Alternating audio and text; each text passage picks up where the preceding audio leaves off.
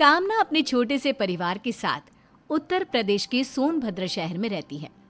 हाल ही में वो अपने बेटे श्लोक की शादी नंदिनी नाम की लड़की से करा देती है, मगर शादी के बाद अपने बेटे में आए बदलाव को वो स्वीकार नहीं कर पाती। बेटा श्लोक, आज तो ऑफिस से घर इतनी जल्दी कैसे आ गया? क्या करता माँ, नंदिनी जिद कर रही थी तो आना पड़ा। तो क्या बहू रोज ऑफिस से जल्दी आने को बोलेगी और तू आ जाएगा? अब ऐसी बात नहीं है माँ, दरअसल वो चाहती है कि आज हम कहीं बाहर घूमने चले, तो बस इसीलिए मैं मना नहीं कर पाया और आ गया। श्लोक की ये बातें कामना को जरा भी रास नहीं आती और वो बिना कुछ बोले अपने कमरे में चली जाती हैं। माँ के इस व्यवहार को देखकर श्लोक भी सोच में पड़ जाता है। ये माँ को अचानक क्या हो गया है? श्लोक सोच ही रहा होता है, तभी वहां नंदिनी आ जाती है। श्लोक, आप आ गए ऑफिस से? अब तुमने इतने प्यार से बुलाया तो कैसे नहीं आता। तो श्लोक साहब, आज हम डिनर भी बाहर ही करेंगे। अरे लेकिन माँ को भी साथ ही ले चलते हैं ना, वो होंगी तो और भी ज्यादा मजा आएगा। श्लोक और नंदिनी कामना के कमरे में जाते हैं। माँ आप तैयार हो जाइए, हम सब आज बाहर घूमने चल रहे हैं। क्या सच में तुम लोग मुझे भी अपने साथ लेकर चल रहे हो? तो और क्या, हम लोग आपके बिना कहीं जा सकते हैं भला? चलिए ना मम्मी जी, अब फटाफट से तैयार हो जाइए आप। कामना झट से तैयार होकर श्लोक और नंदिनी के साथ चल देती है। तीनों मार्केट के लिए निकल पड़ते हैं, जहां रास्ते में नंदिनी श्लोक का हाथ पकड़ते हुए चलती है। अपने बेटे और बहू को इस तरह साथ चलता देख कामना उन्हें टोकती है। अरे हाथों में हाथ डालकर क्यों चल रहे हो तुम दोनों? ये तुम दोनों का बेडरूम नहीं, हमारी गली है, मोहल्ला है, जहां लोग एक चीज देखते हैं और चार बातें बोलते हैं। अब भी ना मम्मी, नंदिनी मेरी बीवी है, अब उसका हाथ नहीं पकड़ूंगा तो फिर किसका पकड़ूंगा? और फिर लोगों के बारे में सोचना ही क्यों है? हाँ, अब मेरी बात कहाँ मानोगे तुम? बीवी जो आ गई है तुम्हारी। नहीं माँ जी, आप गलत समझ रहे हो। अरे रहने दे बेटा, जिस उम्र में तुम लोग हो ना, उस उम्र से मैं भी निकल चुकी हूँ, लेकिन मैंने तो कभी कोई ऐसी हरकत नहीं की। कामना की बातों से दोनों का दिल दुख जाता है और पूरे रास्ते वो दोनों एक दूसरे से दूरी बनाकर चलते हैं। अगले दिन, नंदिनी खाना बना के नहीं, बहुत भूख लग रही है। वैसे भी लाई 2 मिनट में। अरे जल्दी कर बहू, मेरे बेटे को ऑफिस के लिए लेट भी हो रहा है। कामना आगे कुछ बोलती इससे पहले ही नंदिनी सभी के लिए खाना ले आती है। सॉरी, आज तुम्हें ऑफिस के लिए देर हो गई। वो क्या है ना, मैं आज तुम्हारे पसंद की पाव भाजी बना रही थी। आज से पहले मैंने कभी बनाई नहीं ना, इसलिए थोड़ा टाइम लग गया। एक पाव भाजी बनाने में तूने इतने घंटे लगा दिए। अरे मुझसे बोल दिया होता, मैं बना देती अपने बच्चे के लिए पाव भाजी। वैसे भी ना श्लोक को सिर्फ मेरे हाथ की पाव भाजी ही पसंद है, किसी और की पाव भाजी की तरफ तो वो देखता तक नहीं। कामना की इन बातों से एक बार फिर नंदिनी निराश हो जाती है। तभी नंदिनी को दुखी देख श्लोक कहता है, माँ आप ये क्या बोले जा रही हैं? नंदिनी प्लीज जल्दी से खाना दे दो, फिर मुझे ऑफिस के लिए भी तो निकलना है। नंदिनी श्लोक और अपनी सास के लिए खाना लगाती है। नंदिनी तुम्हारे हाथों में तो सचमुच जादू है, मैंने आज से पहले कभी इतनी स्वादिष्ट पाव भाजी नहीं खाई है ना माँ? माँ जी, आपने तो खाया ही नहीं, जल्दी से खाकर बताइए ना कैसी लगी आपको मेरी पाव भाजी। हाँ माँ, नंदिनी ने सच में बहुत टेस्टी पाव भाजी बनाई है, एक बार खाकर तो देखिए। नहीं बेटा, मुझे भूख नहीं लग रही, बाद में खा लूंगी मैं। क्या हुआ माँ, कोई बात है क्या? आप कुछ नाराज सी लग रही हैं। नहीं बहू, ऐसी कोई बात नहीं है। तो जाकर श्लोक के ऑफिस का टिफिन पैक कर दे, मैं जरा अपने कमरे में जाकर आराम करती हूँ। नंदिनी को अपनी सास की बातों में हल्का सा रूठापन नजर आता है, लेकिन वो अपनी सास में आए इस बदलाव का कारण नहीं समझ पाती। इसी तरह कुछ दिन बीत जाते हैं। अब कामना को अपने बेटे के मुंह से नंदिनी की तारीफ सुनना जरा भी अच्छा नहीं लगता। एक दिन, अरे कामना बहन, कैसी हो? आज तो बड़े दिनों बाद दिखी। अब क्या बताऊं तुम्हें, आजकल तो कहीं जाने का मन ही नहीं करता। सारा दिन बस बिस्तर पर ही आराम करती रहती हूँ। सच में बहन, तुम्हारा तो भाग्य चमक गया नंदिनी जैसी बहू पाकर। और एक मेरी बहू को देख लो, बिस्तर तो छोड़ो, सोफे पर भी चैन से नहीं बैठने देती।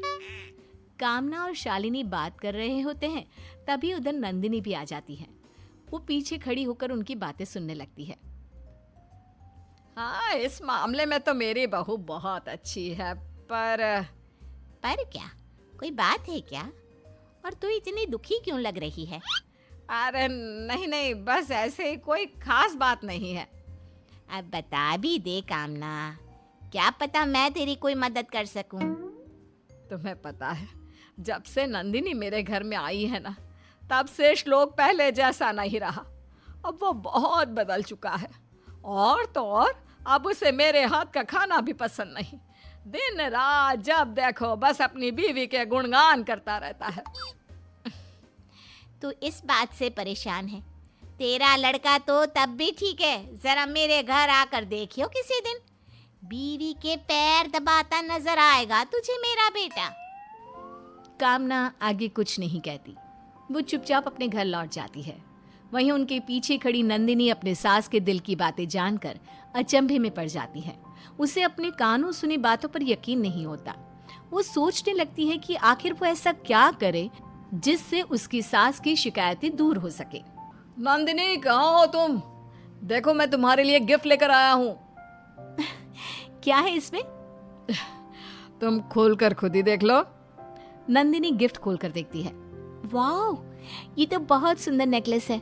मैं जानता था तुम्हें ये नेकलेस जरूर पसंद आएगा। अचानक से नंदिनी की नजर दूर खड़ी अपनी सास पर जाती है। उसे अपनी सास की कही बातें याद आ जाती है। श्लोक, ये तुम मम्मी जी को दे दो प्लीज। मैं क्या करूंगी इसका? तुम तो जानती ही हो मुझे इन सब का कुछ खास शौक भी नहीं है। तुम ऐसे क्यों बोल रही हो नंदिनी? क्या तुम्हें ये हार पसंद नहीं आया? हार ठीक है, पर कुछ खास भी नहीं है। मुझे ये ज्यादा पसंद नहीं आया।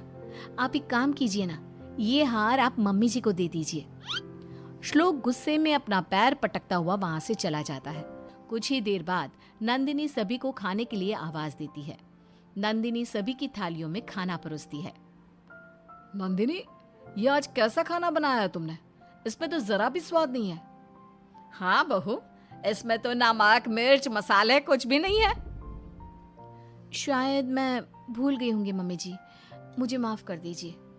लगता है तुम खाना बनाना भूल चुकी हो नंदिनी। माँ, क्या आप दूसरा खाना बना देंगी? बहुत समय हो गया है, आपके हाथ का कुछ खाया भी नहीं है।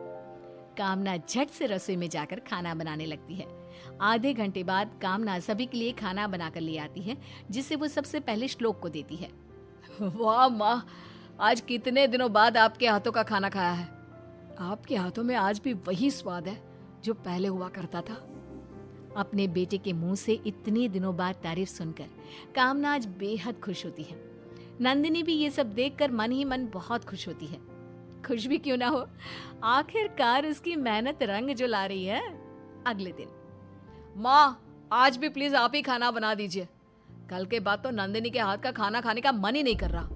हाँ हाँ बेटा, क्यों नहीं, मैं अभी तेरे फेवरेट आलू के पराठे बनाकर लाती हूँ। कामना अब खुश रहने लगी थी। और खुश भी क्यों ना हो, अब उसे उसका पहले वाला बेटा जो मिल गया था। लेकिन जितना श्लोक अपने माँ के करीब आ रहा था, उतना ही वो नंदिनी से दूर होता चला जा रहा था। कामना को भी अब उन दोनों के बीच की ये दूरी खलने लगी थी। एक दिन, नंदिनी बेटा, जरा श्लोक के लिए चाय बना कर ले आ। नंदिनी चाय बनाने के लिए रसोई की तरफ जाती है, जहाँ कामना भी उसके पीछे पीछे चल देती है। जहाँ वो देखती है कि नंदिनी श्लोक की चाय में जानबूझकर चीनी की जगह नमक डाल रही थी। अरे ये क्या कर रही है नंदिनी? तुमने श्लोक की चाय में नमक क्यों मिलाया? वो माँ जी, मेरा ध्यान नहीं था। क्यों झूठ बोल रही है बहू? मैंने देखा तूने जानबूझकर चाय में चीनी की जगह नमक डाला। अब बता, तू ऐसा क्यों कर रही है? माँ जी, मैं ये सब आपके लिए ही तो कर रही हूँ। आपको लगता है ना मेरे आने के बाद से श्लोक आपसे दूर हो गए हैं, तो बस मैं उन्हें फिर से पहले वाला श्लोक बनाना चाहती थी। अपनी बहू के मुंह से ये सब सुनकर कामना की आंखें भर आती है। तुझे ये सब किसने बताया पगली? उस दिन मैं जब मार्केट जा रही थी तब मैंने आपकी सारी बातें सुन ली थी मम्मी जी। मतलब तू मेरे कारण अपना बसा बसाया घर तबाह करने चली थी? मुझे माफ कर दे बहू, मुझसे बहुत बड़ी भूल हो गई। मेरा बेटा तेरा पति भी है, इस बात को मैं भूल ही चुकी थी और उसमें आए बदलाव को स्वीकार ही नहीं कर पा रही थी। लेकिन अब मुझे समझ में आ चुका है कि समय के साथ साथ ये बदलाव भी जरूरी होता है। कोई बात नहीं मम्मी जी, मुझे आपसे कोई शिकायत नहीं है।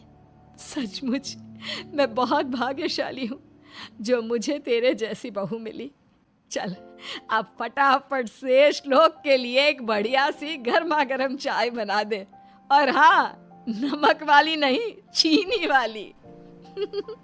जी मम्मी जी। रसोई के बाहर खड़ा श्लोक दोनों की सारी बातें सुन लेता है और मुस्कुराकर वहां से चला जाता है। अब कामना जी को दोनों से कोई शिकायत नहीं होती और तीनों खुशी खुशी साथ रहते हैं।